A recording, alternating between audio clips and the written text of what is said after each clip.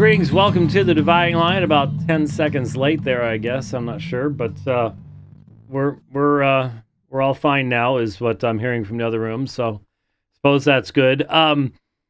Two Twitter things. Might as well start off with a smile because we're gonna get pretty serious later on. Squad gives 21 fire alarm salute for their fallen comrade Jamal Bowman. Now, it's a sad commentary on the collapsing state of the United States of America that Jamal Bowman or the squad as a whole have any place in the government of the United States. They're all enemies of the Constitution, enemies of anything that's good or right or just or anything. But this is the guy who's not only a rabid anti-Semite, but he's the one that got caught pulling the fire alarm to interrupt a vote, and ended up being censured for that and having to pay a fine. And he lost. He got crushed. And in fact, I think the other Babylon Bee headline was, no, actually, I think it was the guy on Fox said Hamas loses seat to moderate Democrat. So, yeah, he is pretty much just a Hamas operative. And I normally wouldn't say that, but I saw some of his final campaign stuff where he's dropping F-bombs all over the place. I mean, it's an absolute circus. There was once, at least in my lifetime, a level of seriousness in politics. Now, I realize that, man, back in the 1920s, and there's been rough times in the past too, but nothing like what we have today. Just amazing. And illustration of this, just saw this, the libs of TikTok. New York City paid out $350,000 to a man who identifies as a woman after he was put in a men's jail for a month. Dylan Miles was found guilty of multiple crimes. In Democrat-run New York City, violent men who identify as women get payouts for being sent to the correct prison. $350,000.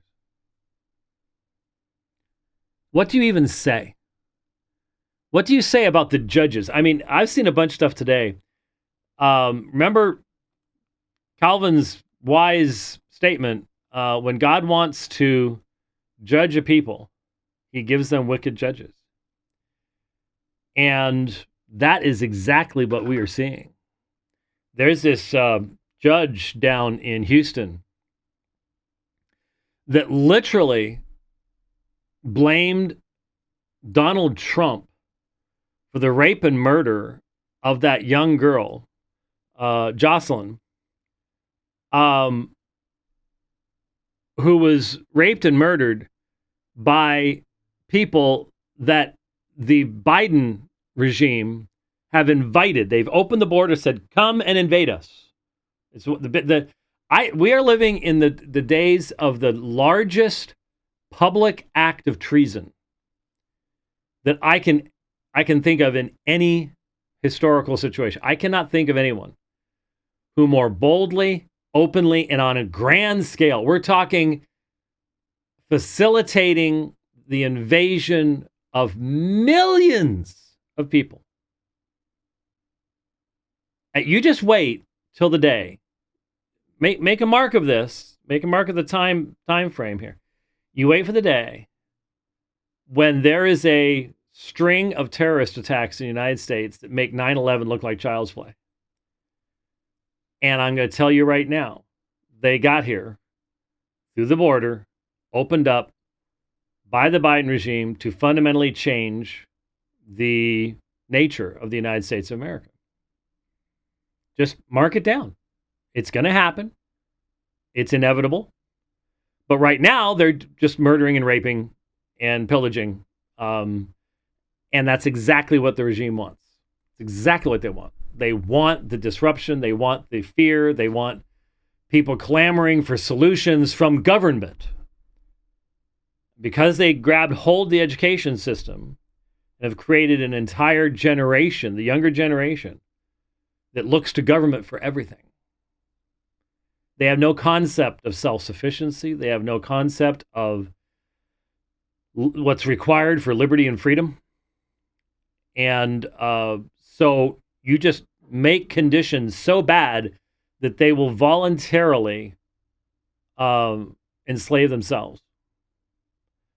The whole climate fraud, all of it, it's all the same thing. It's all the same thing. So, yeah, there you go. Just posted some nice pictures. Man, you know what? They look a lot better once I posted them than when I initially took them this morning. Got some nice sunrise pictures down in South Mountain Park. I went ahead and got up at 3:20 this morning. So if I fall asleep during the middle of the program, just don't hold it against me. And this is where everybody laughs at me. I know if you live in New Orleans, you live in Houston, you're going to laugh. But the monsoon has kicked in early this year, really early this year. And we do have a monsoon in Arizona. People don't know that. They don't understand that. And I know there have been times, I've checked it myself, where I've gone out on early morning rides where the dew point in Phoenix was higher than it was in New Orleans. And so when people hear about the heat we have here, oh, but it's dry heat. It was up until about a week ago. It was very dry. It was very comfortable. No two ways about it. I mean, you could sweat and it would just evaporate so fast. It was very efficient, very effective. I had to stop 4 times this morning on the climb to wipe my eyes out. Nothing would evaporate. It's just pouring all over the place. It was a lot of work. But I'm very, very, very, very thankful to be out there doing that again. I have caught up to where I was prior to the issues in Texas that led to 3 surgeries. So I'm thankful for that. We are looking, just got word today, it's not confirmed yet. We are working on a debate for Colorado Springs. We'll see what it's going to be on. Once I tell you what the subject that has been requested is, you're going to go, what? We'll talk about it later, but we're looking at the last weekend in July in Colorado Springs. So keep that in your calendar. And if you're up in that area, we'd love to. I've spoken in Colorado Springs, but I've never done a debate in Colorado Springs. I've only done debates in Denver, I think. My recollection, anyways. Sounds about right. So there you go. Happy birthday to Tom Buck, the overall wearing pastor. Actually, the only pair of overalls he has, I gave him. It's a long story, but I'm telling you, I can swear that when he came to the premiere of Unpopular, that he was wearing overalls. And he swears the only overalls he's ever owned are the ones I gave him long after that. But man, I can just see it in my mind. It's just, but he is from Tennessee, so it may just be the persona thing. I don't know. But his wife made some nice comments on Twitter about, the white hair being, wisdom and all this stuff. And I said, no, the white hair, and I know, is 2 things. It's just simple age. And the other thing is the stress induced by the fact that when Tom drives a car, he doesn't look at the road in front of him. I'll never forget that first drive from Dallas to Lindale.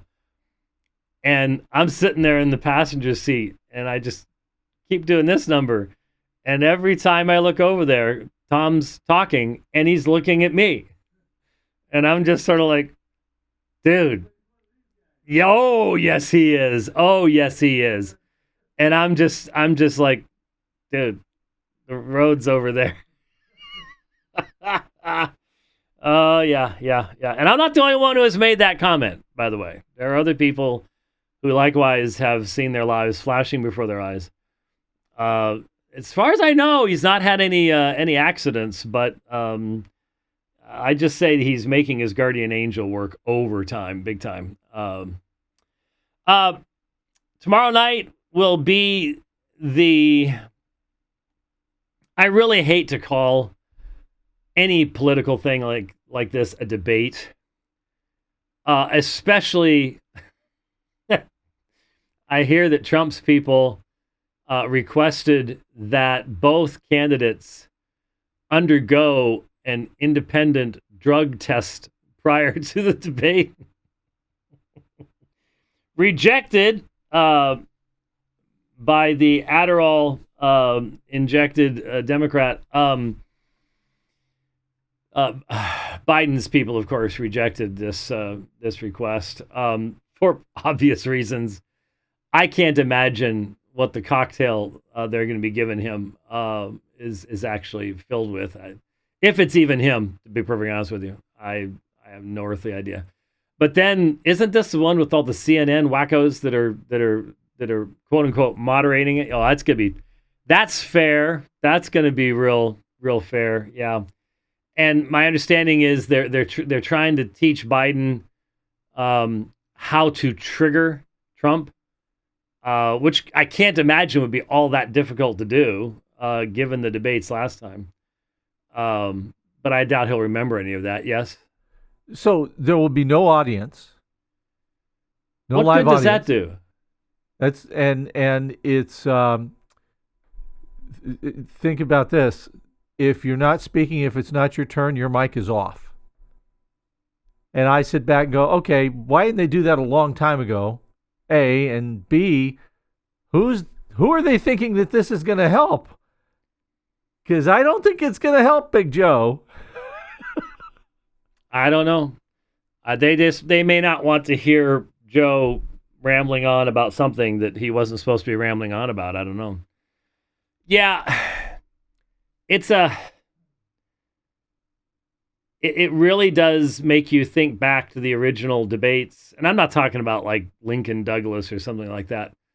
The televised debate with Kennedy and Nixon. And the blurry black and white images. I mean, I don't even know if that was 320 by 180 or something like that resolution back then. It was so fuzzy and nah, I don't think it was even, and I don't think it was. I think that came later. It was fuzzy. And but at least the debates were on issues and votes, and I hope Trump's people keep him from doing some of the stuff he did last time. It was embarrassing. I don't know. The whole thing, the squad, this type of stuff just makes you go, this was once the leading country in the free world. How utterly sad all of that really is. Anyway, so I'm not sure if I'll be watching tomorrow night. I don't know if I can handle it. I'll be honest with you. The stress would be. It'd probably be better to just hit the highlights or the lowlights. It'll be lowlights. There won't be any highlights at another point in time. I just looked over and saw this. If you could crank her down a degree or two, it's warming up in here. Some of you may have seen a couple days ago, I think it was 2 days ago, Jeff told me that the New York Times wanted to talk to him. And I remember when they came out and did the interview. And he was being optimistic. Basically, the people had said, we want to talk to you because we've talked to a bunch of pro-life folks And they don't seem to know where they're going anymore since the fall of Roe. And you all have been consistent before and after the fall of Roe in demanding equal justice for the preborn, abolition of abortion, everything else. And they did have a discussion about what Jeff has said in the past about the justice, and this is something that's interesting in light of Roman Catholicism these days, the justice of capital punishment. And in fact, End Abortion Now posted a post on Twitter today that was really good about, people just go, you can't be pro-life and pro-capital punishment. It's like, actually, you have to be pro-capital punishment if you're pro-life. If you understand what that's supposed to mean. But they did a good job on that. And Jeff had gone through, he had talked about his criticisms of Donald Trump and Carrie Lake and the pro-life movement in Arizona, who's scared to death of us. And he had also talked about, in a just world, the need for punishment for the murder of unborn children. But then he also went on to say, the problem is right now, I don't think we have a just enough legal system in the vast majority of states to be able to do what's right on this matter without having innocent people caught up in it. So this is something you need to work toward, to have a just system that is consistently just by biblical standards. And then once you have that, then yes, you need to be consistent and protect life by punishing those who take life.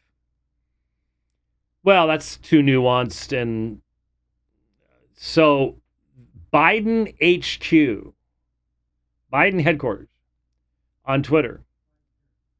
What? I think it just said Biden dash HQ. You looked it up? Oh, okay. They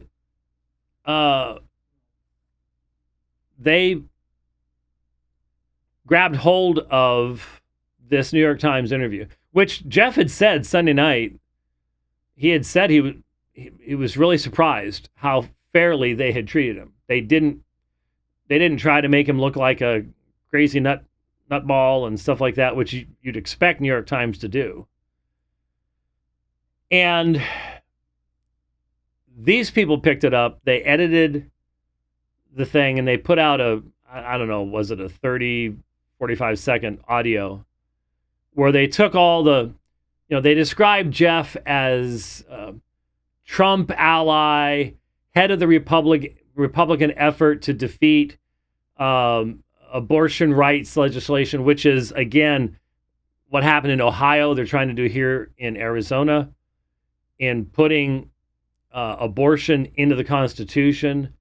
And we're talking way past Roe v. Wade. We're talking murder a child up to the point of birth. And that may or may not be on the ballot this time. I'm not sure. But we definitely have taken the lead in resisting that here in the state of Arizona. But they described him in ways you're just like, what?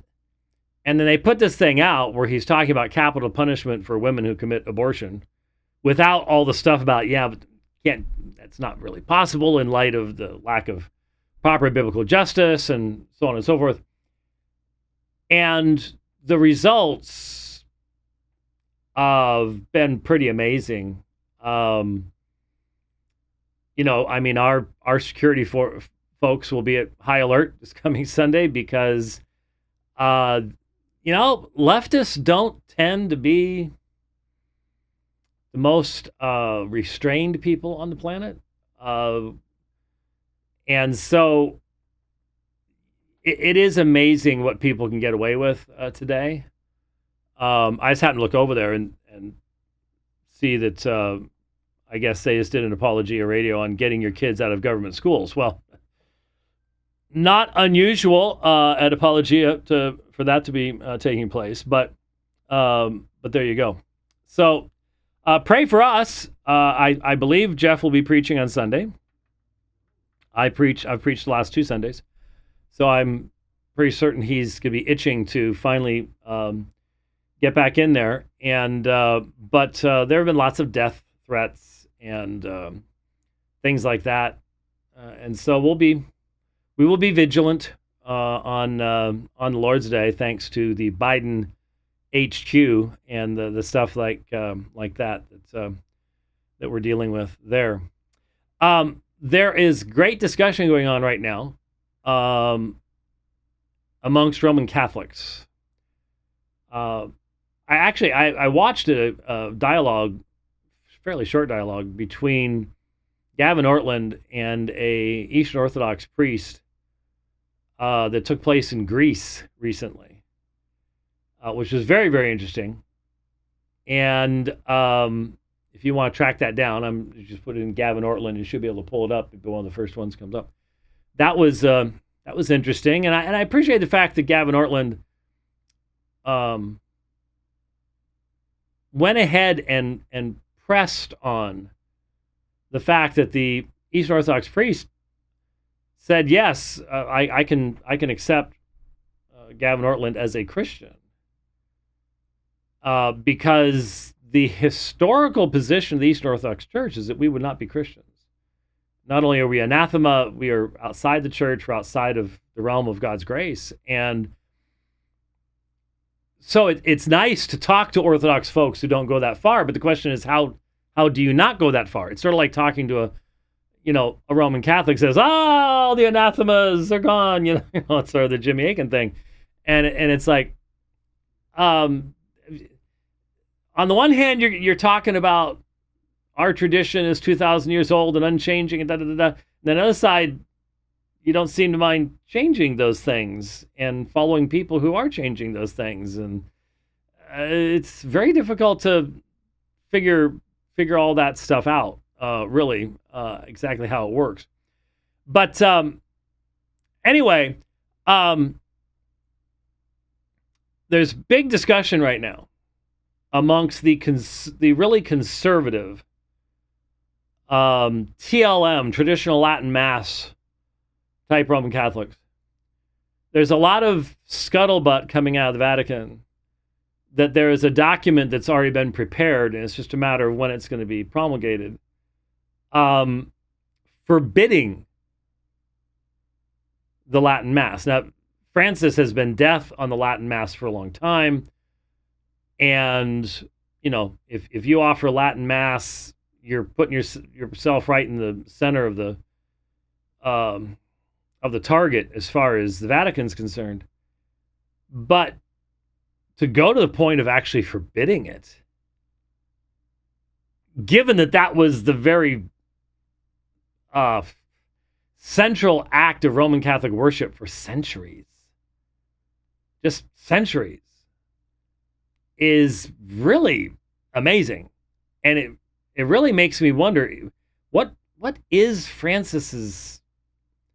I mean, I get it. The Latin Mass people are the people that he's talking about when he talks about conservatives holding on to things, you see, and not looking toward the future. That's what, in the 60 Minutes interview a couple months ago, when he blasted conservatives, this is who he's talking about. He's talking about people who go to Latin Masses and will go to their grave resisting the vision that Francis has of a modernized,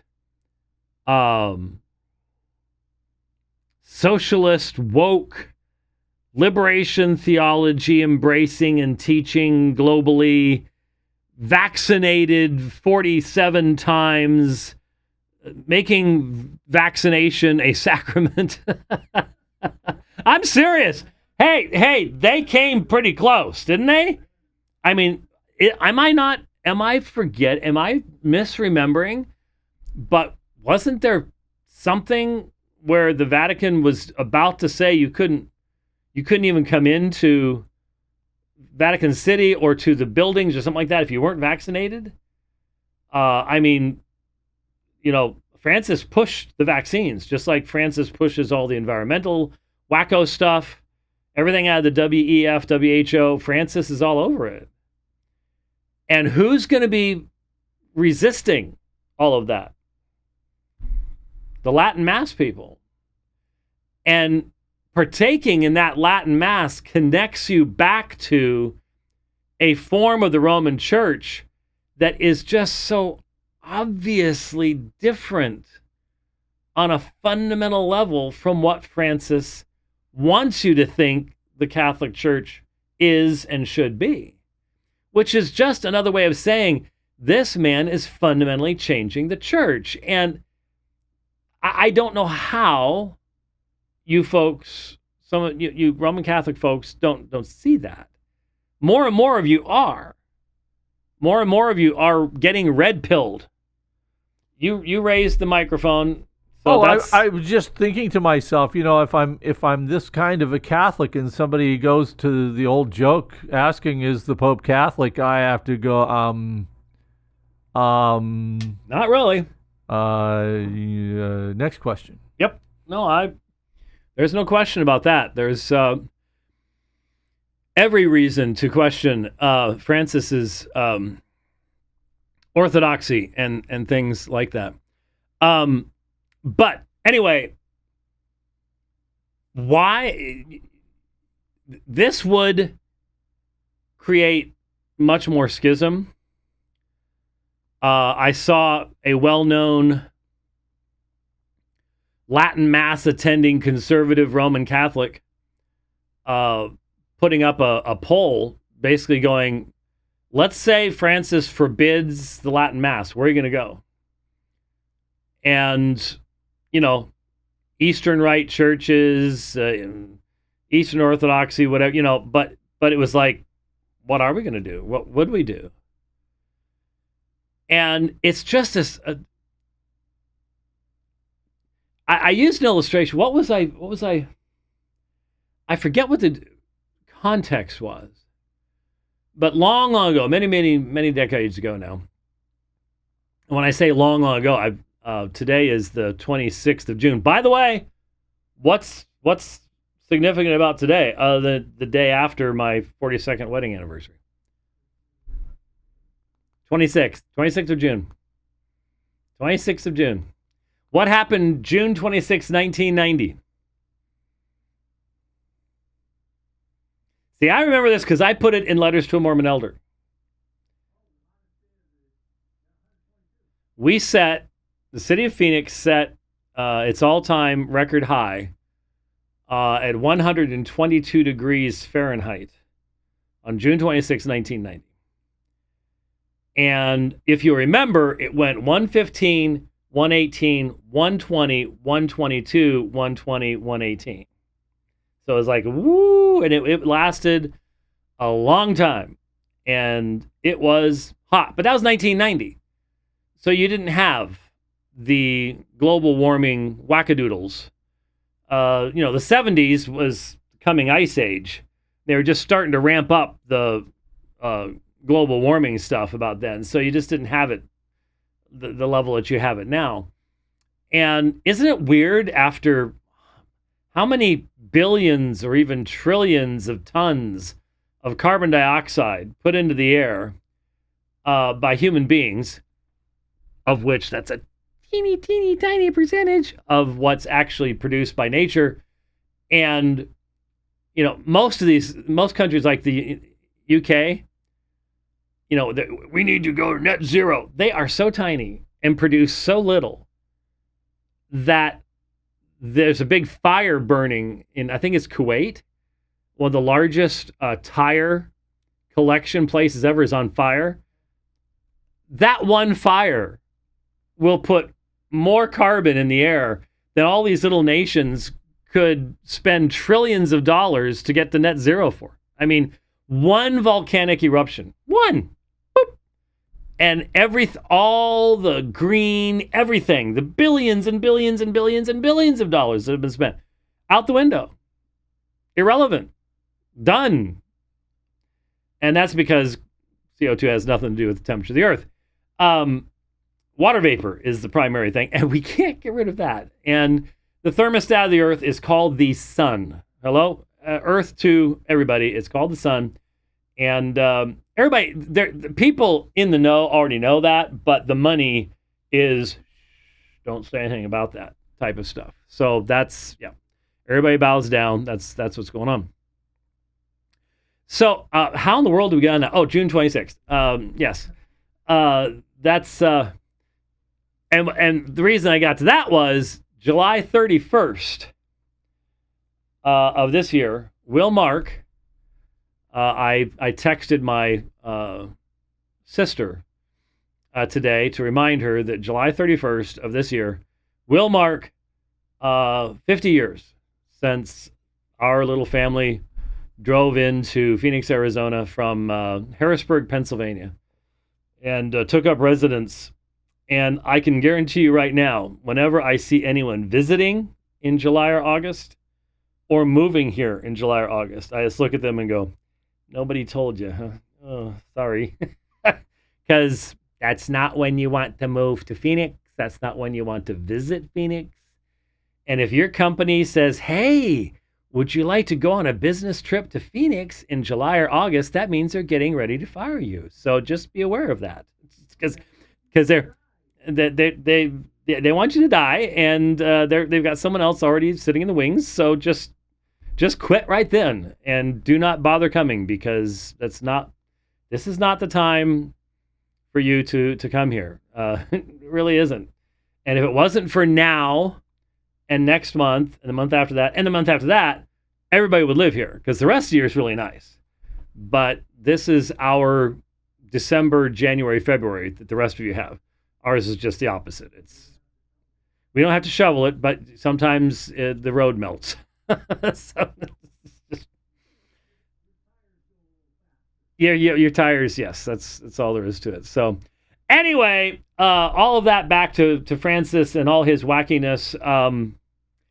I just keep telling folks. I did an interview. I did Iron Sharpens Iron yesterday, and we talked a little bit about the interview that Chris Arnson did with Bobson Jenis about Jimmy Akin. And I said toward the end, I said, I appreciate a lot of what Bobson Jenis said, but, Bob's stuck with a system that he admits is broken. And he tried to connect it to, well, there are lots of bad Israelite kings. That's not the parallel. The New Covenant isn't the theocratic state of Israel with all of its unregenerate bad kings. So you can't do that with the popes. Sorry, it doesn't work that way. What? You're talkative today. And it just occurred to me that really didn't end so well. I wouldn't really want to compare to that. It's, Yeah, and they've already had their Babylonian captivity where they had 3 popes and everything else. So, who knows? So anyway, we will be keeping an eye.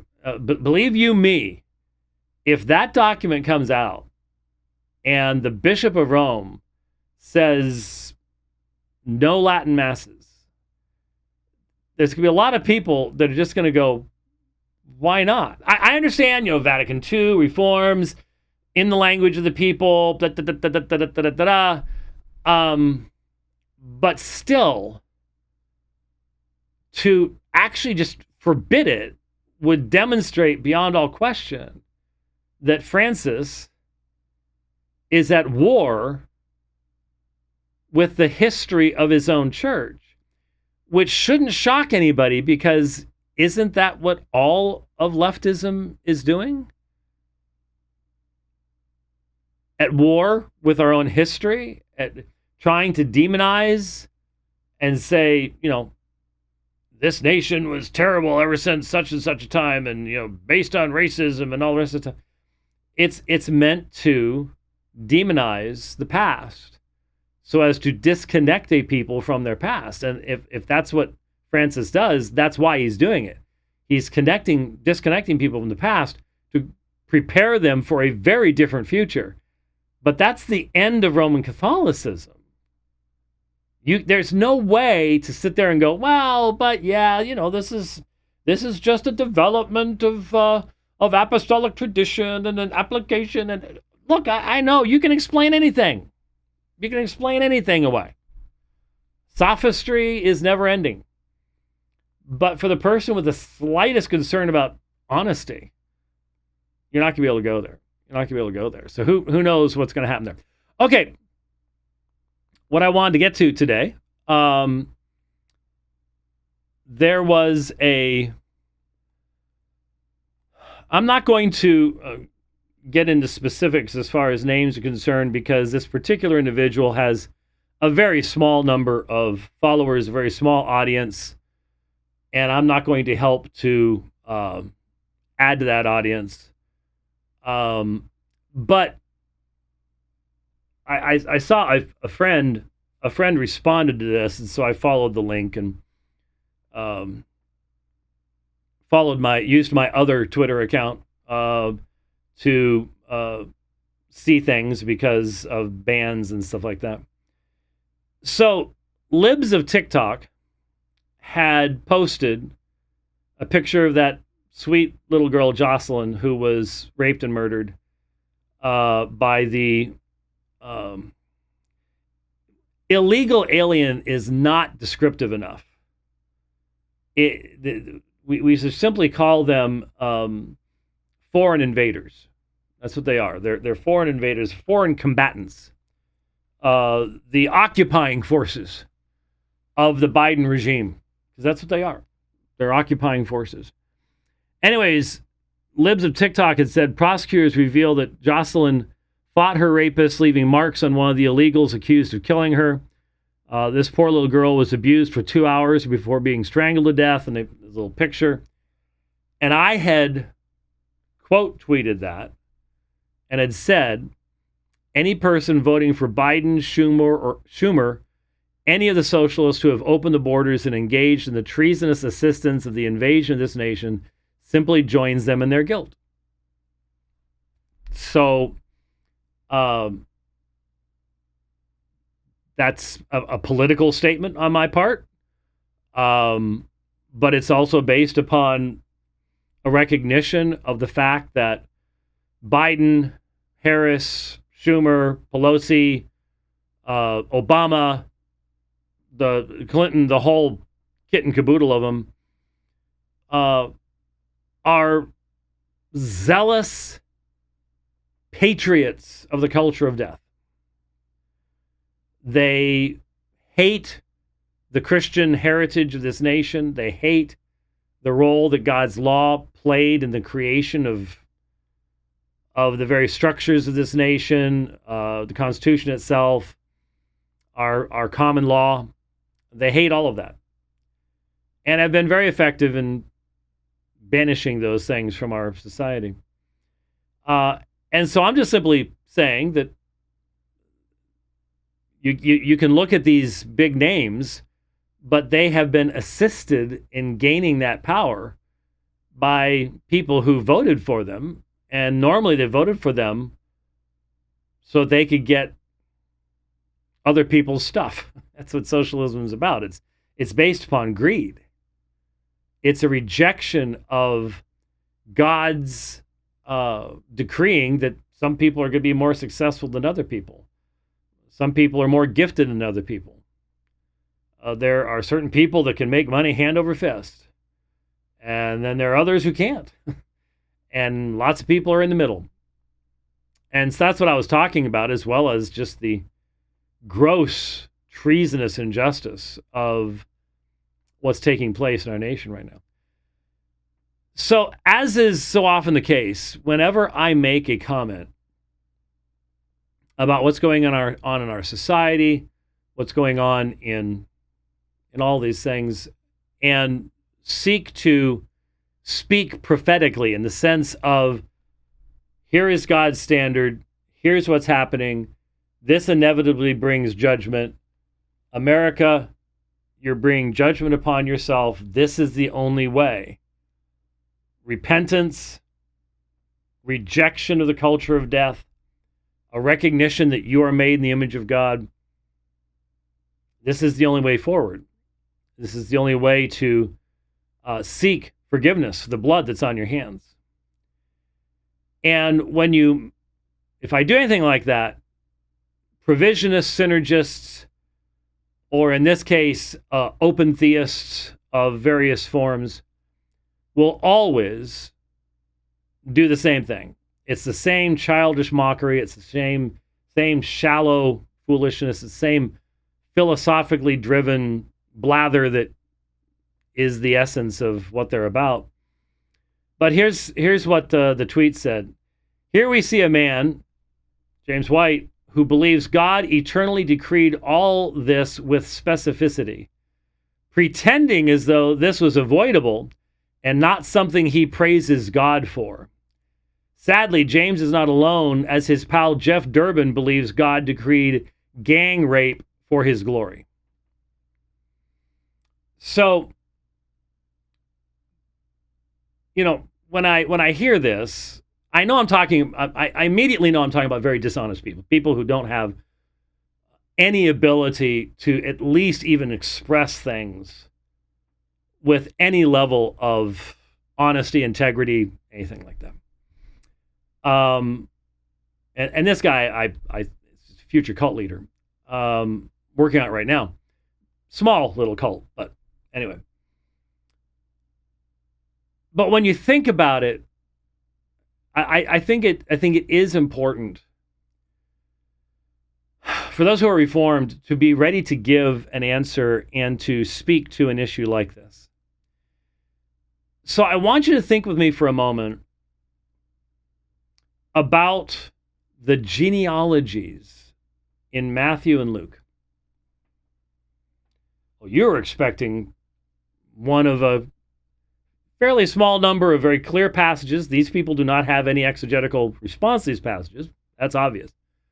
But in fact, that whole genre of open theism with all of its minor variations leads to a fundamental degradation in the view of Scripture.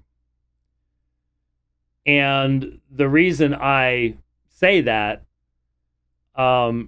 is in the debates I've done with open theists and the discussions I've done with open theists. And in fact, if you go back to the last Unbelievable broadcast, and I'm not sure if that was the last Unbelievable broadcast I did. I'm thinking it might have been. I'm not sure. But I was on with John Sanders, who I had debated at RTS. What was that, 2001? Somewhere around there. And a lot of that conversation had focused upon John Sanders, attempting to demonstrate that there are prophecies in the Old Testament specifically that are not fulfilled, or that were not fulfilled, that were in error. And this is to establish this idea that when God says he's going to do something, since God is like us experiencing time, so time exists external to God, and he experiences not an eternal now, but he experiences progression of events, and they amazingly try to use the incarnation as an evidence of this. It's like, they're not good theologians by any stretch of the imagination. But anyway, but since their God is limited in time, then when he says something, he does so speaking truthfully, given his current knowledge of events up to that point in time. And so that can change. That can change over time. And so when he gets a prophecy wrong, it's not that he was wrong initially. It's that things changed based upon the free will actions of creatures that God cannot know. The whole point of open theism is that to protect the autonomous will of man, you have to deny to God a knowledge of what free creatures will do. Because if God knows beforehand what a free creature will do, then the creature is no longer free. The creature is no longer autonomous. And that's where open theists reject even what Arminians. Arminians will not go so far as the open theists, though I've said inconsistently so. But at least we can be thankful for their inconsistencies, and they won't go as far as the open theists and completely overthrow the entire foundation of biblical prophecy. Messianic prophecy, the prophecies regarding the ministry of Christ, the death of Christ, resurrection of Christ, all of that becomes overthrown within open theism. And so I mentioned the genealogies because I want you to think with me for a moment.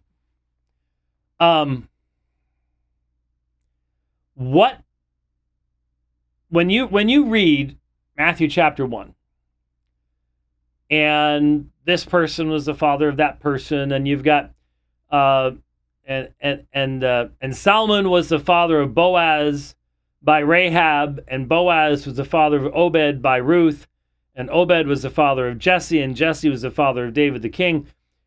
And you realize there's a lot of history and actions. Boaz, Ruth, Naomi, remember the whole story there, right?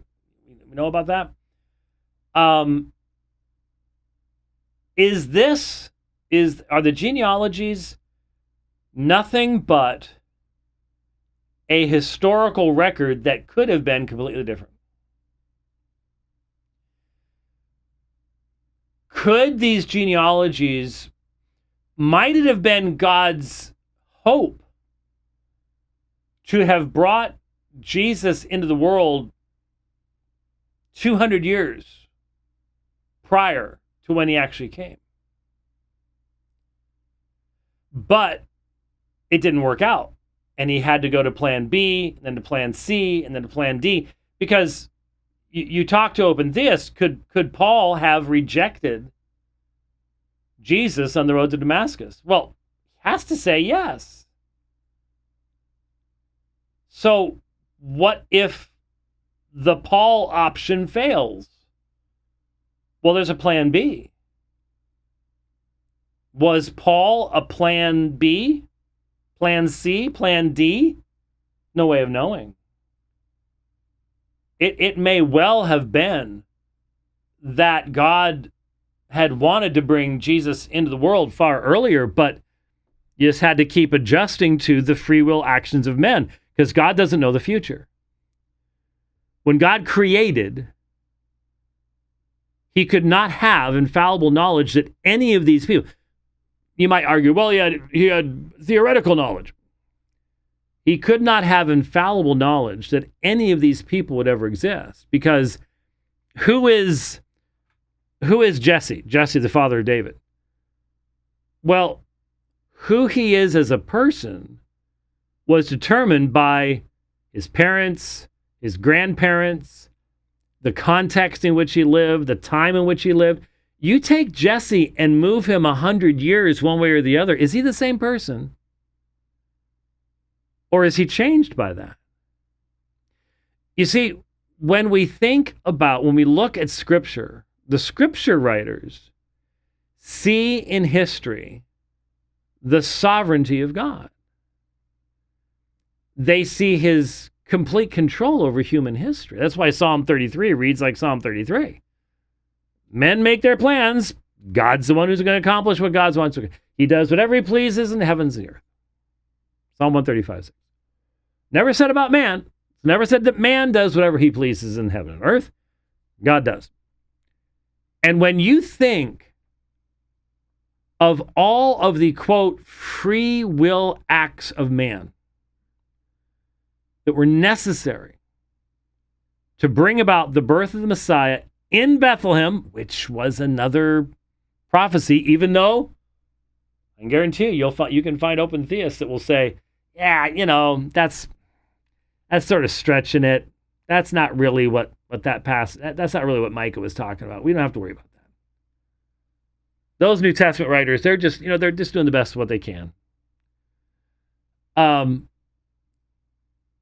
Think about all of the free will acts of autonomous creatures unknown to God, absolutely necessary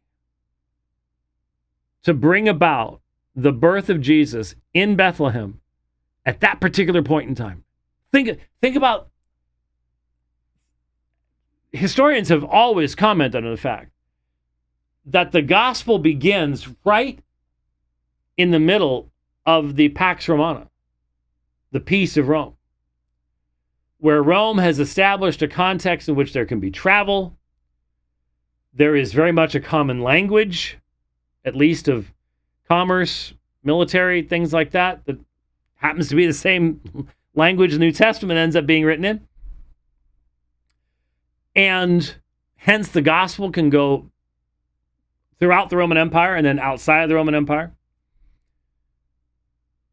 Think about what all of that means as far as the thousands? Oh no. Hundreds of thousands? Oh no. Millions? Getting closer. Hundreds of millions? Billions of free will autonomous choices made by hundreds of thousands to millions of people. And at any point, any one of those people that does what's not expected, which they have to have the freedom to do, to establish this kind of theological philosophy or philosophical theology or whatever you want to call open theism. It is impossible. God did not know Paul would exist when he created. God could not know the 12 apostles when he created. And hence, God could not possibly have known the existence of the Roman Empire. The Roman Empire could have fallen prior to the birth of Christ. Maybe God's plan was to use the empire to allow for the gospel to be spread, but hey, maybe there was another empire that was supposed to be there 100 years earlier, but maybe he wanted Alexander to live longer, but again, there's no decree. There's no decree. So it's the wild, wild west of autonomous human action. And God doing his best to respond and juggle stuff and make stuff work. But God couldn't know these things. So when I look at the genealogies and I think of the fact that all of these individuals had to live a certain amount of time. They had to interact in a certain way to bring about certain results. And you know what? You think about, well, look, and Jesse was the father of David the king, and David was the father of Solomon by the wife of Uriah. Uriah? You mean when David committed adultery and murder? See, from the open theist perspective, this is just a historical narrative. That's just how it worked out. That wasn't God's purpose. That wasn't God's purpose. So, I mean, when you think about it that way, the Solomon line, wow, what a mess. God could never have intended that because that would be sinful. That would include murder. Open theism turns the Bible into a mishmash of, wow, isn't that lucky? Wow, how did that happen? And God had no idea. He couldn't have. That's the price when you strip God of his autonomy and attribute it to his creatures. That's the price. That's what you're stuck with. That's what you've got. There's no other way around it. So, what these men hate, what these open theists hate, is that God is not like us. His thoughts are not our thoughts. He is not limited to time as we are. And what God does in time, he holds us responsible for. We are not just puppets. Doesn't have a gun to our head and we're these wonderful good creatures. And actually, he's restraining our evil all the time, which is a violation of our autonomous will, but you better be thankful for it every single day. And they can't thank God for that. They cannot thank God for his restraining of evil, because that is a violation of man's autonomy. But where it really comes down to is they'll look at something like this. They'll look at a horrific event and they'll go, oh, we can use this. We can use. That's what George Bryson was doing in the Bible Answering broadcast. And it boomeranged on him. Because in that moment, with so many people listening, I cannot tell you how many people I've met over the past 21 years, because that was 21 years ago. That was 2003. 21 years ago that took place. Who were listening, they were yelling at me, they didn't like me, but they were forced to hear what I was saying. And what I was saying was, God knew that you were going to exist because he decreed your existence. And God knew everything that was going to happen in time, including all the good stuff, all the stuff, and all the really bad stuff. And you may be more comfortable with the God who's like you, stuck in time, doesn't know the future. But that also means that every time something horrible does happen, such as this horrific rape and murder of this young girl,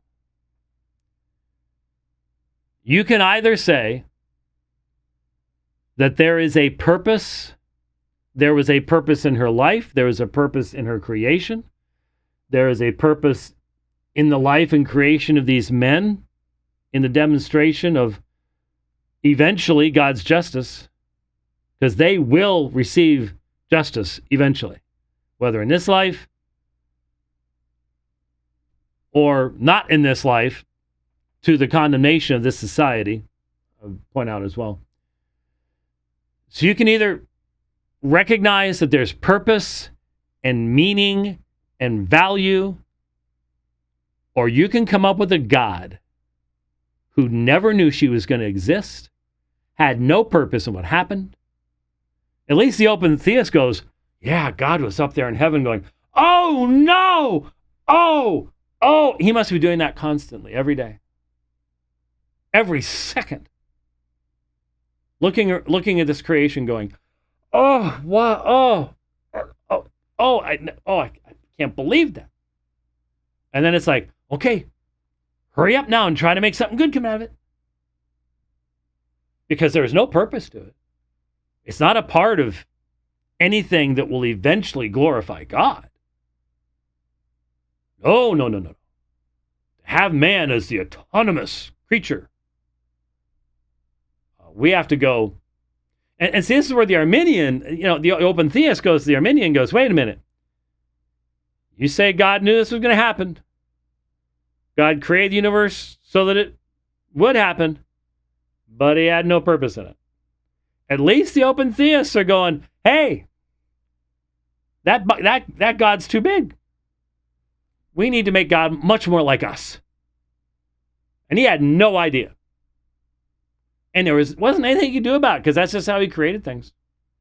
Nothing he could do about it. He's doing the best he can. Doing the best he can. No one reading the Bible ever came up with this. These men cherry pick something over here, cherry pick. It's always Kayla. God learned about Abraham. They've got their couple little texts that they pull out, but no one reading the Bible as a whole ever came up with the idea that God's just bumbling and stumbling through time, and he's just doing the best he can. Because they never would have written Psalm 135:6. They wouldn't have recorded Nebuchadnezzar's words about who resists his will, who resists his hand, who can even talk back to God. This is what the pagan king knew much more than open theists do when he received his reason back from him, which they've lost in their attempt to create a God that keeps them comfortable. Now, one last thing, and I'll try to keep it brief here. I know I just went over time, and Rich is busy with air conditioning issues right now. The brand new air conditioner we had installed, 2 weeks ago? 3 weeks ago, maybe a month at most. Stopped working today. Hopefully it's just, new warranty stuff. That it happens. I get it. Anyway, someone responding to this open theist pointed out that on a webcast not too long ago, he had specifically said that his father had cheated on his mother and had claimed that God had decreed for it to happen, and that's why it happened, and that was his excuse. Now, you may remember John Sanders, one of the sort of modern pioneers of the open theist movement. At least he was honest in his books and articles. His brother was killed in a motorcycle accident, and he simply could not accept the idea that God had decreed that to happen. He had to come up with a God who was just as stunned and shocked as hurt as he was. Because you can't have a God that's above us. You can't have a God that's ontologically completely different. Which, by the way, is why the term classical theism was coined by the open theists. They reject that concept. So it's not unusual at all for people to have a personal experience that then determines the entire, not only arc of their theology, but in this case, the very focus of their theology. And so, just on a lark, because I had never heard anyone ever say anything like that in my entire life. I've heard people on Twitter mockingly say things, but someone who is actually allegedly a knowledgeable proponent of Reformed theology, I've never heard anybody say, "Oh, I cheated on my wife. I did this, did that, because God decreed it, and therefore I just did what I was decreed to do." I've never heard anybody say that. And so I asked my fellow pastors, who do more of the counseling than I do by a long shot, have you ever heard anyone say that to you? Have you ever had in any counseling situation anybody say, "Well, yeah, I did something terrible and horrible, but it's because God decreed that I do it, and so that's just how it works"? And they said, "Nope, never heard anybody do that." And so I'm not saying that it's impossible that someone could be that foolish as to make that kind of a statement. But the argument was, hey, if you believe in God's decree, then it's the greatest excuse in the world. We're all just a bunch of puppets. Tell that to everybody in the genealogy of Jesus. Yeah, we could go to all the key texts, the ones where in context, that's what this is saying. Genesis 50:20, Isaiah 10, Acts 4. We can go to all of them. And any fulfillment in the New Testament of Old Testament prophecy, and go to all of them and go, hey, look at this. Scripture is very clear. It's functioning on the fundamental foundation of the assumption of the sovereign decree of God that forms the very essence of time. And that's what makes the events in time not some puppet show But just like the incarnation, the vital demonstration of God's nature and attributes, that's how we know who he is how he reveals himself, not how he stumbles and bumbles through time. You've got the stumble and bumble God. I'm sorry, that's not the God of Scripture. It's not. So when someone, and it happens every single time, and if I do it and I don't see it, it's because the people doing it I've already blocked or muted, because they can't stop themselves. Leighton does it all the time, which is why he is a functional open theist, even if he hasn't gotten there yet. He will eventually. Eventually, it won't cost him anything to do it, and I think he's already functionally there anyways. But he does it all the time. He's another one of those go, well, yeah, you don't have any reason to complain about this because God decreed it, blah, blah, blah, blah, blah. Man, I do not want to be responsible before God someday. Can you imagine standing before God and having to answer for that kind of mockery? When you find out that his thoughts are above your thoughts, that he's not just a big version of you. Wow. But keep these things in mind. Just think of what it means to actually hold a position that says, when God created the heavens and the earth, he had no idea I would exist. When Jesus Christ died, Father, Son, and Spirit had no idea you would exist. None. None. You go, well, it's a possibility. Well, any human being is a possibility. There's an unlimited number of possible human beings. But an individual with my specific genetics, background, context, where I was born, where I grew up, 50 years now in Phoenix, Arizona, all that kind of stuff could not be known to God. It was only a mere possibility. There were tens of thousands of other possible James Whites. And so there could be no union of the elect with Christ. That's why this same guy, multiple theories of penal substitutionary atonement and all the rest of that kind of blather you get from these folks. And that's why eventually, maybe not in one individual, but in their students or their kids or however it goes, eventually this stuff leads to a fundamental degradation of the faith. The view of Scripture, the Orthodox definitions of the Trinity and stuff like that. I mean, once you start using the kind of hermeneutics that's necessary to substantiate open theism, there's no reason to believe in the Trinity. There's no reason to believe in the Trinity. The Trinity requires far too high and consistent a reading of Scripture than is sustainable on open theistic grounds. Which actually reminds me, one thing we do need to get to, and I don't know when I will get to it, but there is a new book out, relatively new book, by Mike Licona, Jesus Contradicted. And,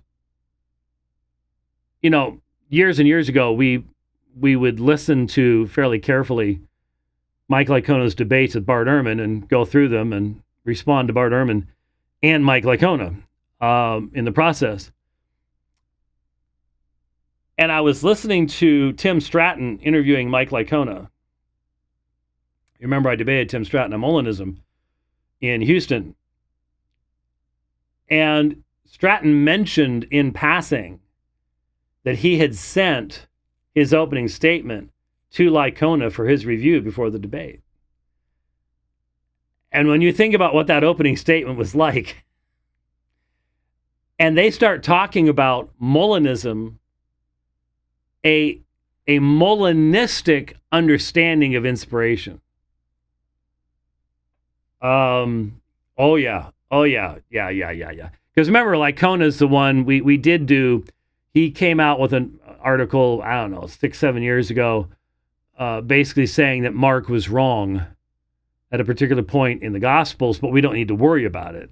And we went through and said, well, no, actually, there's no reason to believe that.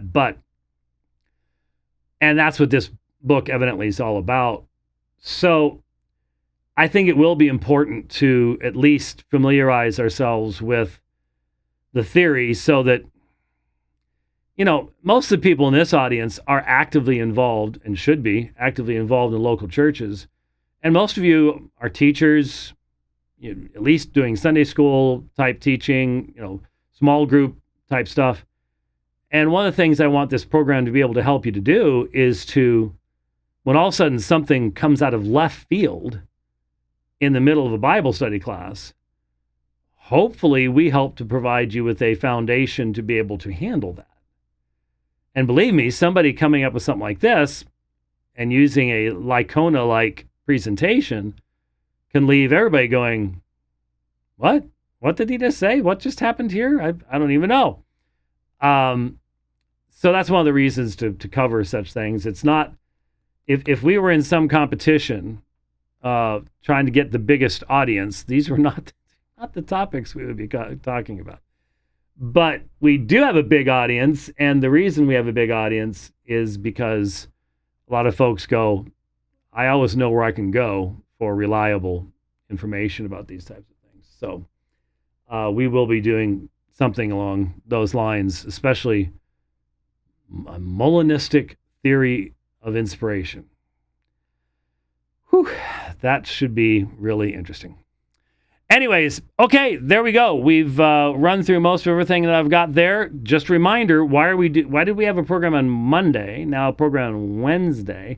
Because we're going to have a program on Friday. We're going to have 3 dividing lines this week. And on Friday, what? Yes, 5 o'clock Eastern, 2 o'clock here in Phoenix and on the West Coast, which it shouldn't be, but because we don't do daylight savings time, and no one else should either because it's stupid. I'm just get off the grass and let me take my nap. Just getting to that point, get off my lawn. Just taking a nap. It's just sort of how you feel sometimes. On Friday, we will be joined by Jason Wallace from Christ Presbyterian Church up in Magna, Utah, and we're going to be looking at, and I've linked to it twice already, so if you're not going to have any excuses, we're going to be looking at what was it, 37 minutes, something like that, video that they've put out on Cyril Lucaris, the ecumenical patriarch of Constantinople, who was a Calvinist, and what that means and its importance and stuff like that. So we'll be looking at that on Friday, 5 o'clock Eastern Daylight Time is when we will get around to that. So we appreciate you listening to The Dividing Line today. Hopefully it has been of use to you. We will see you on Friday. Only 4 days left for the Layered Cross and the ESV Creeds and Confessions Isaiah line from Jeffrey Rice. The raffle tickets are at aomin.org. And we'll have one other item for a future raffle as well. And that's all to help with the travel fund and everything we're doing there. Just need to remind you about that. We'll see you on Friday. God bless.